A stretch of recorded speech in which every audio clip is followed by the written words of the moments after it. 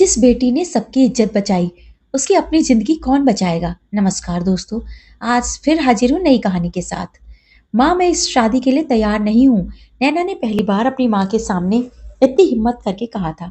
माँ ने कपड़े तह करते हुए बिना उसकी ओर देखे जवाब दिया, तुम्हें हर बात अपनी पसंद से चाहिए। घर में छोटी बहन की वजह से पहले ही इतनी बातें बन रही हैं, अब तुम भी अपनी जिद करोगी तो लोग क्या कहेंगे। नैना चुप हो गई। वह पढ़ाई में बहुत अच्छी थी। कॉलेज में उसके अध्यापक अक्सर कहते थे कि अगर वह इसी तरह पढ़ती रही तो आगे चलकर अच्छी नौकरी कर सकती है। उसका सपना था अपने पैरों पर खड़े होना, लेकिन घर में सपना देखने की इजाजत सबको नहीं थी। छोटी बहन ने एक दिन घर वालों की मर्जी के खिलाफ शादी कर ली। घर में तूफान आ गया। रिश्तेदारों ने ताने दिए, पड़ोसियों ने बातें बनाई और उस सारी बदनामी का बोझ नैना के सिर पर रख दिया गया। माँ ने कहा, अब तुम्हें बहुत संभल कर चलना होगा, हमारी नाक तुम्हारे हाथ में है। कुछ ही दिनों बाद नैना की शादी एक ऐसे आदमी से कर दी गई जिसे वह ठीक से जानती तक नहीं थी। नैना ने जाते समय अपनी किताबों को आखिरी बार देखा। माँ ने कहा, अब इन सबको छोड़ दे, अपना घर संभालना। नैना ने किताबें बंद कर दी, लेकिन किस्मत ने उसकी जिंदगी की किताब अभी भी खोली ही थी। ससुराल पहुंचकर उसे पता चला कि उसका पति उससे बात तक करने से बचता, उससे कोई मतलब नहीं रखना चाहता था। नैना ने कई महीने चुपचाप काट दिए। फिर एक दिन उसने माँ को फोन किया, माँ मेरे साथ कुछ ठीक नहीं है। दूसरी तरफ कुछ देर खामोशी रही, फिर माँ बोली, बेटी शादी में थोड़ा बहुत तो चलता है, घर बसाना सीखो, वापस आने की बात मत करना, लोग कहेंगे बेटी को घर बसाना नहीं आया। उस दिन नैना ने फोन रख दिया और अपने भीतर की आवाज भी। लेकिन अत्याचार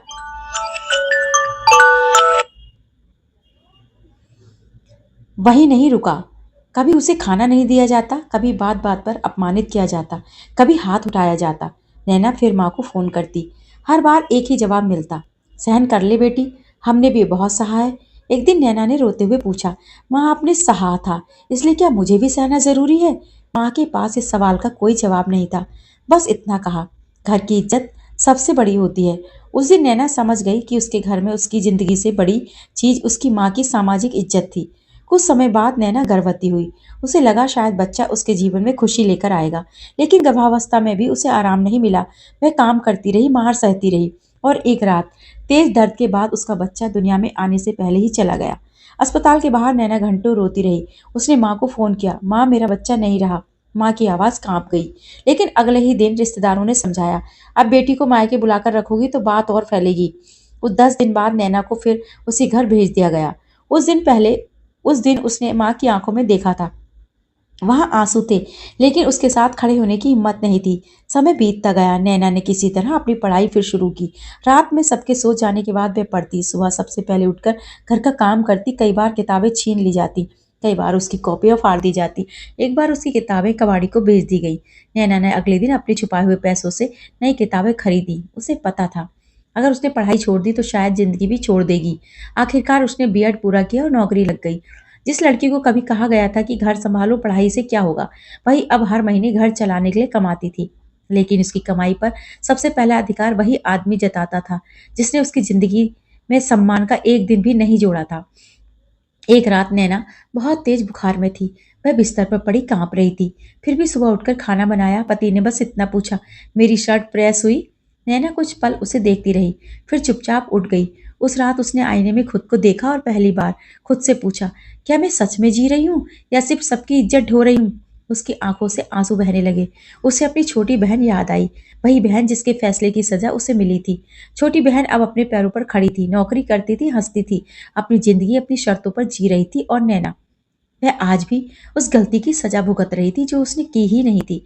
एक दिन नैना ने माँ से कहा, माँ अगर मैं आपकी बेटी हूँ तो मेरी जिंदगी बचाने के लिए एक बार मेरे साथ खड़ी हो जाइए।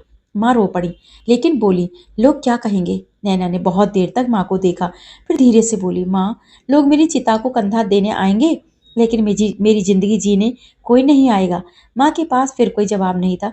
उस दिन नैना घर से नहीं भागी, उसने किसी से बदला भी नहीं लिया, बस एक फैसला किया, अब वह अपनी जिंदगी किसी झूठी इज्जत के नाम पर नहीं करेगी। उसने नौकरी के पास एक छोटा सा कमरा लिया। बहुत बड़ा नहीं था, एक बिस्तर था, एक मेज थी, कुछ किताबें थी और दीवार पर उसकी डिग्री टंगी थी। कमरे में पहली रात वह बहुत रोई, फिर अपनी किताबें खोली और खुद से कहा, जिस जिंदगी को सबने मुझसे छीन लिया था उसे अब मैं खुद वापस लूंगी। आज भी नैना के रास्ते आसान नहीं है, लेकिन अब उसके पास एक चीज है, अपनी जिंदगी का फैसला खुद करने का साहस। और शायद यही बात हर माँ को समझनी चाहिए।